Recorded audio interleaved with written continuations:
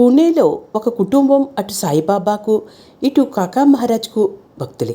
ఒకసారి కాకా మహారాజ్ గారిని తమ ఇంటికి విచ్చేసి కొద్ది రోజులు అక్కడ ఉండమని కోరారు. కానీ ఆయన అంగీకరించలేదు. అప్పుడు వాళ్ళు సాయిని ప్రార్థిస్తే ఆయన, చింతపడకండి, కాకా మహారాజ్ మీ ఇంటికి వస్తారు, ఒక్కరోజు కాదు 3 రోజులు మీ ఇంట్లో ఉంటారు అని ఆశీర్వదించారు. తర్వాత చిత్రంగా కాకా మహారాజ్ అలానే చేశారు. సాయి ఆజ్ఞ మహనీయులకు కూడా శిరోధార్యమే. గణేష్పురిలో నిత్యానంద స్వామి శిష్యులు, సిద్ధపీఠ స్థాపకులు అయిన ముక్తానంద పరమహంస ఇలా వ్రాస్తున్నారు: నా సద్గురువైన నిత్యానందులు సాయిబాబా వేరుకారని నా భావం.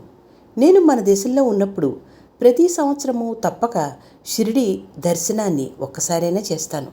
ప్రపంచ పర్యటన చేసినప్పుడు వేలకు వేలు సాయి పటాలు పంచాను అని తన అనుభవాన్ని చెప్పారు.